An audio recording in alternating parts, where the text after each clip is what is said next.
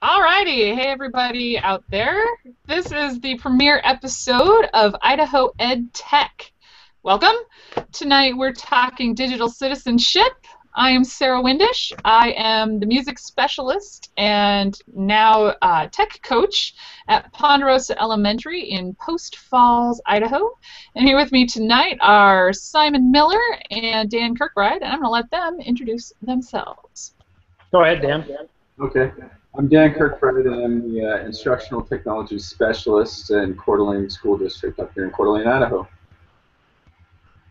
And I am Simon Miller. I'm the Technology Coordinator, I guess my official title is, for the Kellogg School District, just about 35 or so miles east of Dan and Sarah, in the Idaho Panhandle. That's right. We're all up north here That's in right. Idaho. Yep. Not down here in Yep. Idaho. Cool. So, digital citizenship. We're all going to talk about something different tonight because it's a super important thing, and it's super important in different ways to different people. So, Dan is going to take care of digital citizenship for staff and teachers. Simon's going to talk about the secondary level a little bit more, and I'm going to talk about digital citizenship at the elementary school. And when I made up the show notes, I had Dan first, but if he doesn't want to go first, we can change that. Yeah, we can be flexible. Yeah. It'll work out. I'll let one of you guys go first and follow. You know what, Dan? I think that's actually a good point, though, because it really interweaves no matter what level or who you're talking about, whether it be teachers or students, it really all kind of weaves together. I mean, it has to be something that is kind of it's a whole community, just like learning, just like anything else that's education related. I think we tend to treat it as something that's special or different, but it's becoming not that. The more and more we go along here, and that really is evolving rapidly. So, I was going to talk about the secondary students, and I think that I like where that comes from because I've been coaching golf at the high school level until last year, and I got to see since I'm not in the classroom, I still got to see so much social media and so much activity from my golf kids, and they're high schoolers, and they're all really good kids, and they do. Most of my golfers were very good academically, and they were kids that I taught or knew at earlier levels before I left the classroom, and so it was really an eye-opening experience for me to kind of examine how they're navigating the digital realm and compare that with our expectations versus, maybe even some of our fears. So I don't know how you guys feel. You guys are a bigger district. I think maybe we can balance that back and forth. We're a very small rural district, even though we're just a short distance away from you guys. But, sometimes those problems are a little different when you get a little bit bigger group of kids. But I have kind of gone both ways with digital citizenship and where we approach that and get into that. But I guess I'll start with, I think these kids, whatever generation they are, I lose track of the letters, Generation Y, Generation, the connected generation, not digital immigrants, they're digital natives. They get all those terms put on them, but I guess I struggle with the secondary students. They have already learned so much technologically, and maybe not so much in a social context. They already know the device. They already know, but they're kind of pioneers in the social aspect of it. And I think that if you watch or interact with any of them on that level, it's really eye-opening. Do you guys have any experience with that, like with the high school age kids, and kind of went, whoa, not sure where we enter with these guys? Yeah.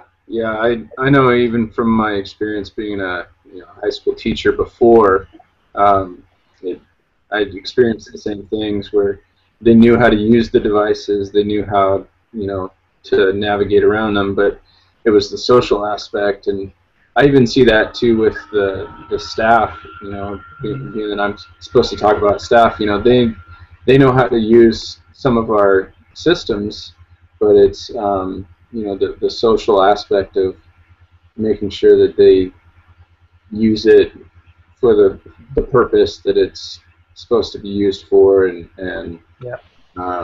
you know, doing that sort of thing. Yeah, I found that I was very shocked is maybe a little too harsh of a word, but I found that I just assumed because my kids, and I speak in terms of my golf kids, so I had 20 to 25 high school age kids, whom I knew all of them because I either taught them when they were in middle school or I knew of them because I was at that building. But it was an interesting concept for me that they were so good at the technological parts of the device. Hey, here's my iPhone. I can send a text message, you know, without even looking. I can type faster than you can on a keyboard. I can do Snapchat. I can do all this other stuff. But there was this lack of awareness and lack of maybe perspective as to the magnitude of what they were doing when they were sharing content, or and that could be good or bad. You know, they would post something that was meant to be good-natured, and I would have to tell them every once in a while, just so you understand the magnitude of what you're doing. You know, are you aware of kind of what you're doing with that picture that you're posting, or that YouTube video that you're sharing? And it was very interesting because, again, these were kids that were super responsible, good students and stuff like that, and I was kind of going like, let's pump the brakes a little bit here and have some conversations. And I have to say that really helped me even in my tech coordinator position. It was really eye-opening. We call that your digital tattoo at the elementary level. Yeah, I've heard that. Yeah, I like that. I like that. Yeah, that's good. It is like a tattoo. I mean, you put stuff out there, and it is, once it's out there for good, and you have no control over it to some extent. I guess that kind of brings into the conversation, though, how socially, maybe in our country or in the world, how we treat that, because it's interesting to me that somebody can kind of mess up, for lack of better words, digitally, and it blows up like wildfire. But you know, if you mess up in the building, if you call somebody an inappropriate name, or you run down the hallways, it's no big deal. But it's funny how we place so much emphasis and importance on the digital world, and that's not good or bad. It's interesting. Because it's so new.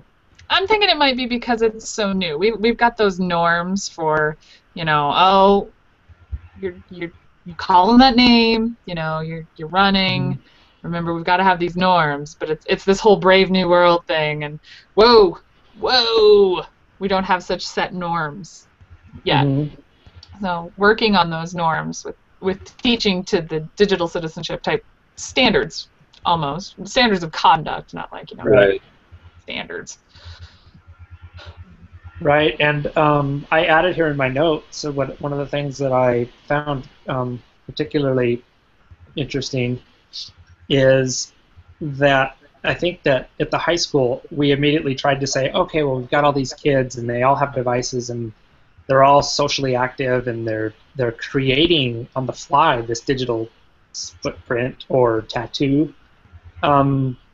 How do we, you know, they're not first and second graders, so we don't have this kind of step-by-step approach for them. They're already in the deep end swimming, so how do we, or trying to swim, so how do we kind of get a hold of that? And I think that what I came up with, or what kept coming back to me is, I think the best thing we can do as teachers and leaders is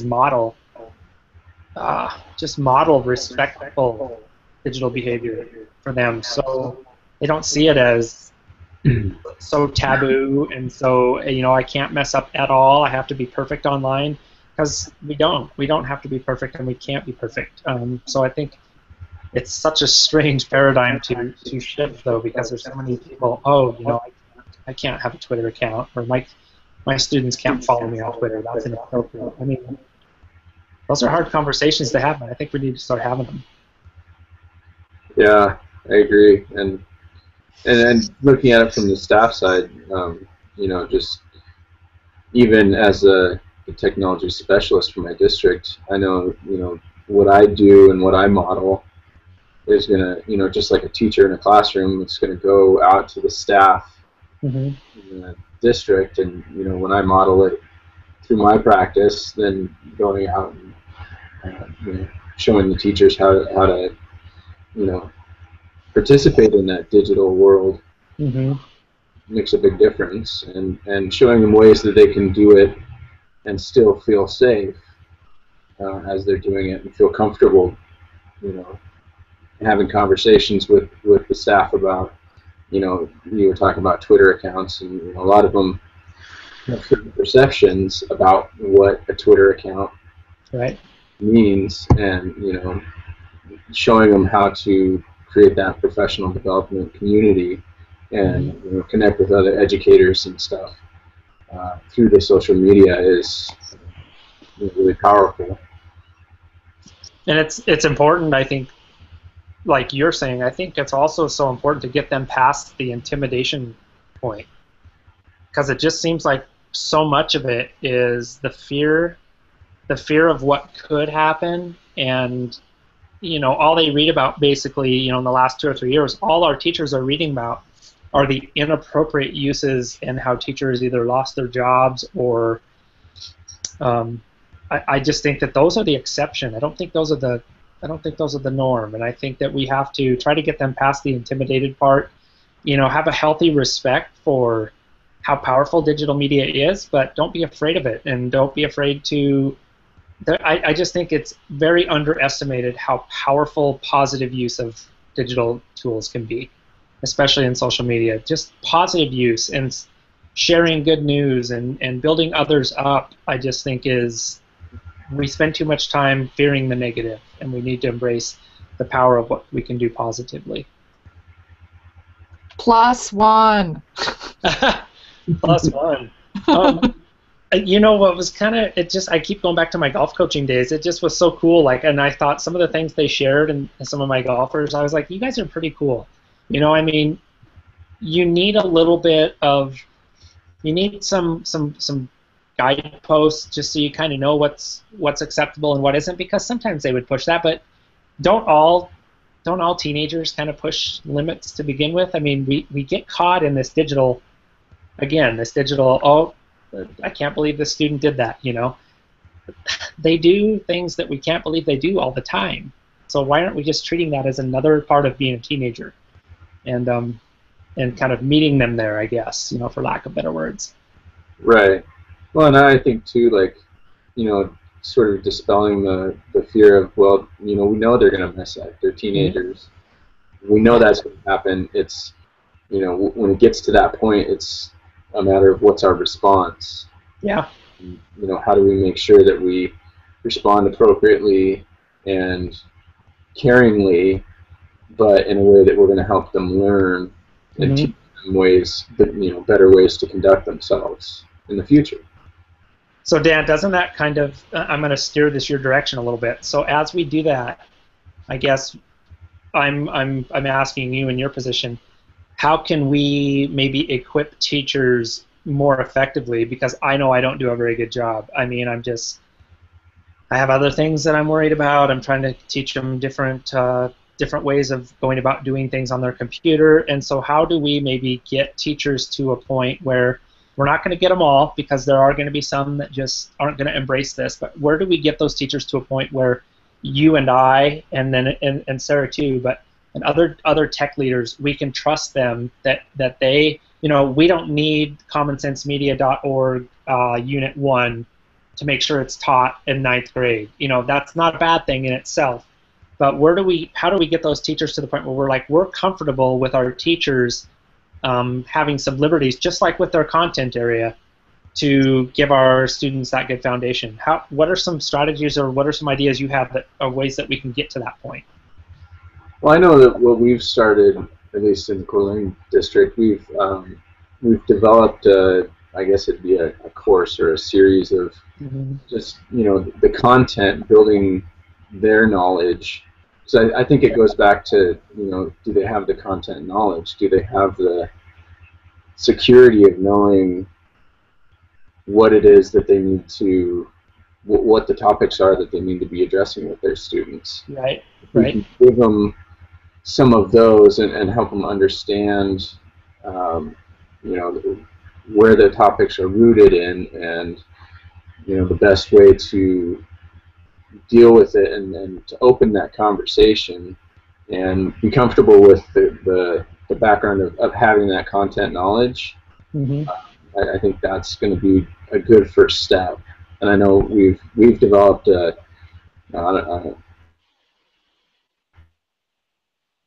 that we put together based on we had our staff take it was I can't remember, it was a technology survey.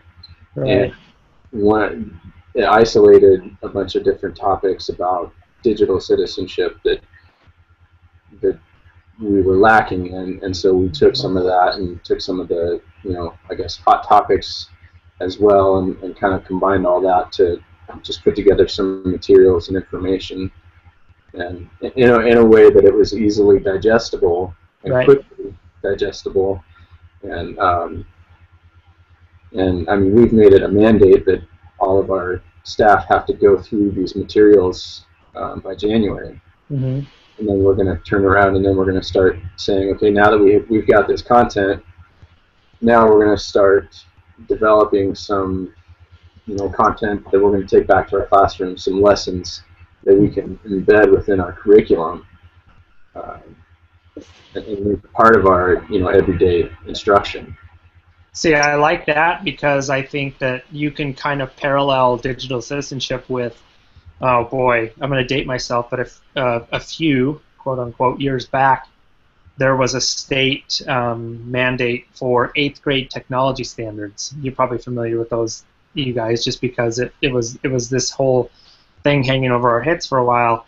And for a while, we had a couple teachers saying, well, who's going to teach our kids the 8th grade technology standards? Who's going to teach that 8th grade class? And we had to back up and say, there maybe shouldn't just be a class for technology. Maybe we should be threading technology through math and English and art and social studies. And whenever you can expose kids to technology or get them in a lab or wherever, you should be kind of integrating those tools and those skills with your content area instead of, okay, now you're going to go learn about how to compose a paragraph in Microsoft Word, instead of, hey, you're going to be typing your response to the latest current events. But while we're doing that, we're going to learn how to cite sources and things like that in Word. So same thing with digital citizenship. Maybe we don't can that and say, the kids are going to do digital citizenship for this 2-week period instead of, how does this fit within the context of a home ec class even. You got to kind of try to reach. I really got excited about this talking to Sarah last week because of all the ways she is at those young levels showing those kids that you're getting kind of your tech driver's license, but that's going to integrate in so many of the other things you do. Does that make sense? Yeah.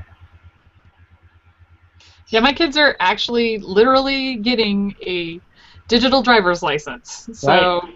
at the elementary level, I thought it was funny that you mentioned, Simon, the commonsensemedia.org, their digital citizenship modules, because my teachers were very, very concerned about how they were going to teach digital citizenship in Right. a way that was really structured for specifically younger kids. So I said, here, check it out. Here's your teacher's manual. This stuff is good. Go through this. So my first and second graders are doing the teacher's manual stuff. The teachers, I said, this stuff is great. You need to cover this stuff at some point during the year. If you want my help, I would love to come in, do a module with your kids, talk to one of the things. You let me know. Mm-hmm. And first and second graders will have digital learner's permits. And I'll even, here, I'm going to, because sharing your screen is fun. It is. Give me just a second here. Maybe I can share my screen. Or maybe not. I don't know. This might not be possible. Cool. Yeah, playing with the toys. Well, I just like that there are those opportunities, and it's there it is. Ta-da! So Oh, that's the actual permit. I like it. it really is. All I of the like the students icon. at my school have one of these in a pocket on the front of their Chromebooks. We just went one-to-one That's right. with Chromebooks at my school, and on here they have their username written, and right now we all have the same password because I don't want to reset passwords 652 billion times while we're learning them. But after the first and second graders finish what they are doing, then in third grade they are doing the game-based common sense media modules and earning their driver's license. Once they've reached, I think it's 85% on each of the modules, then they can actually earn their driver's license. And their driver's license works like a driver's license. If they're screwing up on stuff, then they get their driver's license yanked and they can't use Chromebook. And their insurance goes up. Oh, that's when their insurance totally goes up.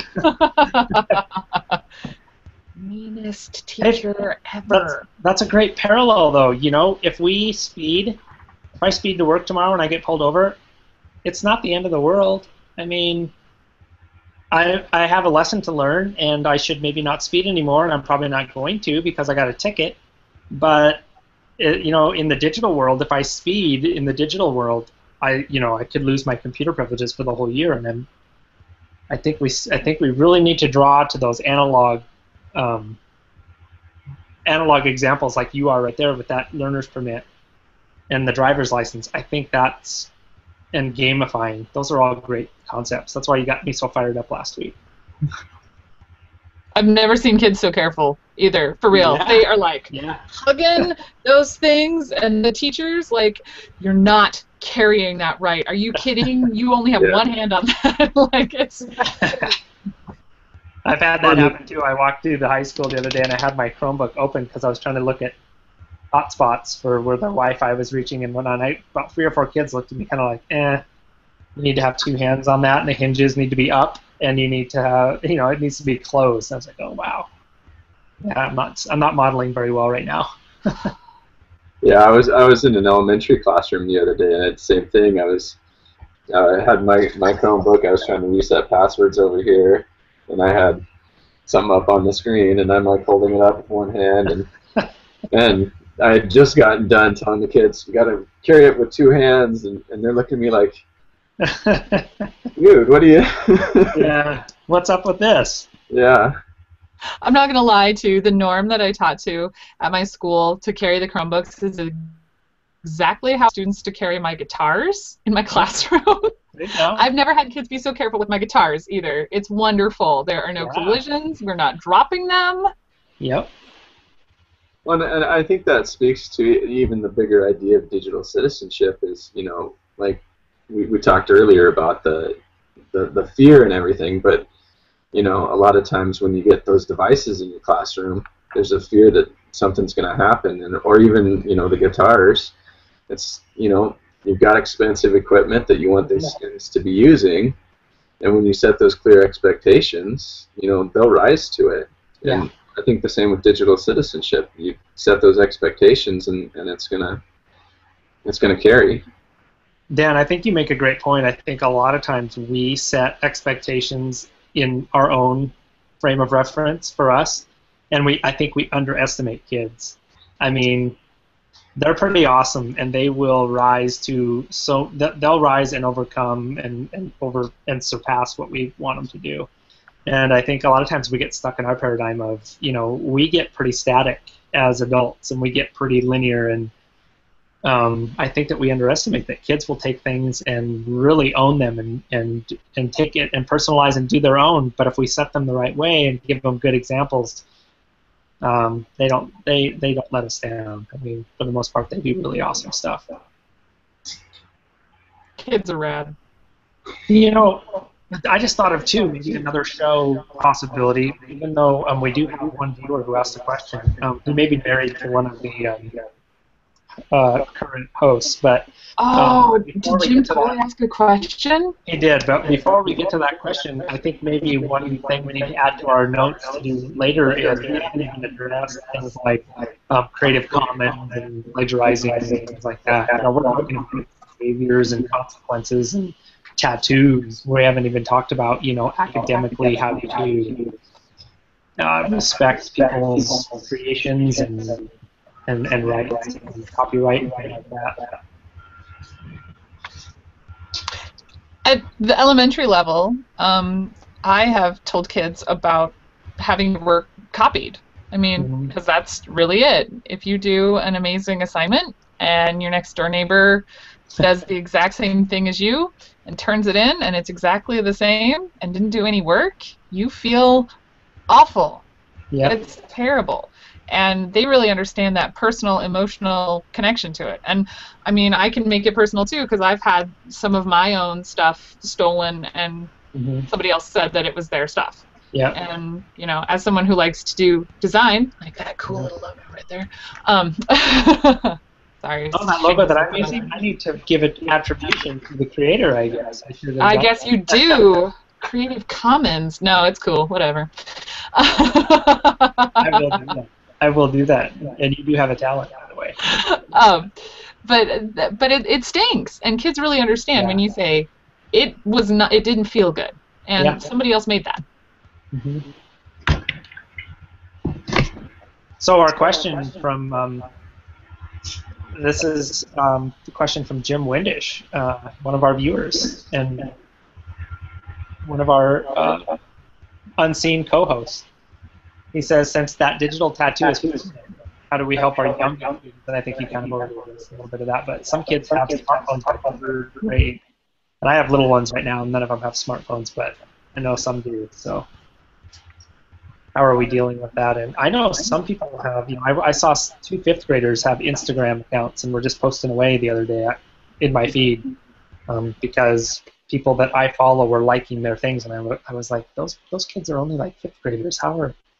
And there they were, despite whatever kind of user agreements or things that, you know, maybe that's another show too. Parents need some structure and some education too, so they can help their kids. But so what about that thing with kids that are having smartphones younger and younger? And that might be to you, Sarah, because do you see those in your hallways in your classes?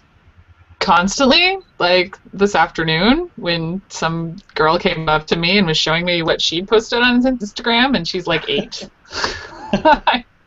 Wow. Yeah, I know, right? And then, can I follow you on Instagram? I'm like, if you want to see pictures of my kid and my food, I guess.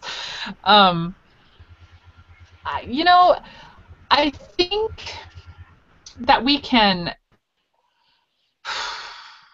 That's gross. Because we recently had some 2nd grade students with smartphones who were sexting each other. We're just going to put it out there in internet land. That's happening when kids are 7. I mean, with intent, not like playing doctor on the phone. Right. And I think that they just aren't understanding the system of it, that it really does go with you forever. And I think that language of calling it a tattoo really kind of, they get that. That tattoo is on you forever, and even if you have a tattoo removed, you probably have a scar there somewhere. I mean, that content can, you know, you can remove it and it doesn't show, but there's a way to find anything about you on the internet. Yeah. And I just... Oh, man, like, even kids that are doing something like that, I know probably it boils down to, like most things do, what's happening at home and where are we getting access to these devices where we can actually do this, or think it's even okay, because even in an analog world, where do we get that idea that that's okay? And I think we have to try to combine those two. And it's horrible that you did that on a phone and took pictures of it, but why are you doing that in the first place? Right. And I think that having a partnership too, like making that partnership with home is important, and maybe our school is hoping to do a technology night, almost like a digital petting zoo, sort of. I am the elementary teacher, so everything has to be cute, you know. Yeah.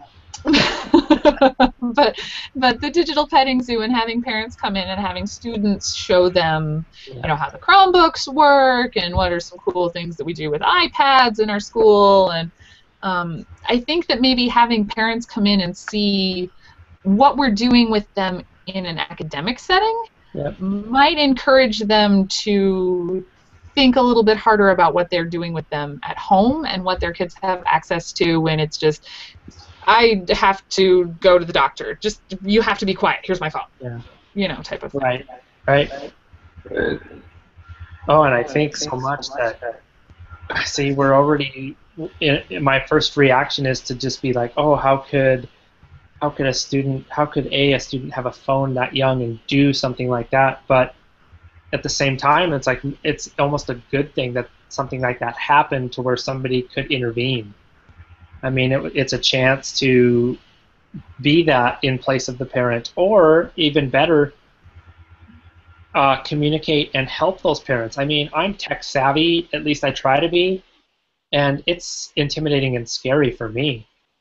I can't imagine some of these parents that, you know, their technology, they might have the technology, but there's no way they can even keep up. I mean, it's hard for us to keep up, and we're dealing with it day in and day out, and we're exposed to kids and their usage 24/7 almost, and it's intimidating. So I think we really have to try to meet them where they are too. And like you said, parent nights, however we frame that, Technology Tuesday, or, you know, and offer meals and outreaches to get people in and talk about these things. It's definitely a community thing, I think. Yeah, I would agree. I think it's got to be a, like Sarah said already, it's got to be that partnership. You've got to all be together on board, and you know, it's something. And you know, I even learn more about it every day, and you know, learn about more ways that things can be tracked, and you know, all that stuff. It seems like there's more ways. As we get savvy about it, you know, the companies get more savvy about, you know, figuring out ways to track us, you know. So well, and I think it's really important too that it's not just let's put another filter on it, and we are just going to block that. And that kind of seems to be the knee-jerk reaction in a lot of places, is to just cut off access to it, and I don't think that's always the right approach. I think there's a lot of teachable moments, and we really need to make sure that kids are understanding before we just put them in a little box and say, nope, you just can't use that until you're older. I think that's an awesome point. One of the favorite, I date myself, but one of my favorite analogies, we were having a digital citizenship discussion on one of the EdTech chat or something, and came to me like, content filters in a way, and in controlling tech for kids in a way, is like the movie Footloose, where they told the kids, you can't dance, you can't have dances. So what did they do? They went and did all this stuff anyway, but without any type of, they just kind of went out on their own and did it wherever they could. And it's like, if we just tell kids, hey, you know, you just can't have that, you can't do that. I mean, I know there's age-appropriate probably times when we can introduce different devices and things, but maybe another discussion. But for high school kids, when we say, no, you just can't do this, and we're just going to make the filter tighter, they're just going to do it somewhere else. And, oops, we have a gate fall down over here. They're just going to do it somewhere else, and then we don't have that captive audience where we can work with them. I got a visitor here. Say hi, Gia. Say hi. So that's maybe another topic too. I think this could be something. I don't think we can cover everything in 45 minutes to an hour on this topic. I think we've started out really well, but I think maybe need to have another discussion on this too. I think so too. Definitely. So, hey, people out there that are watching this not live, because, since we only have one viewer who's doing the show notes live, the rest of you who are going to watch this in the archives, don't forget that you can submit to us what you'd like to see or hear us talk about or ask us questions by either tweeting to us with the hashtag IdahoEdTech or getting to one of us on Google+. Check me, Simon. Dan's a special guest tonight, so if you bug him, he's probably not going to respond to you. I might respond, but I don't know if it's the response they want. No. Oh, he'll just forward it to they're all good. Yeah, I'll just send it over to Conversation. Simon. It's a conversation. Just got to keep having it. Yeah. Well, that is 45 minutes, and since we did answer our one question tonight, it's been an awesome premiere, guys. Thank you for coming and talking Digital Citizenship tonight. Thank you. We did this. Go team! Yeah. This is the inaugural IdahoEdTech show. Let's keep it going. Let's get that conversation going and involve some more people. Alrighty, right on. We will see you next time. Have a great one. All right, you guys. Thanks for the conversation. You bet. Good night, everybody. Night.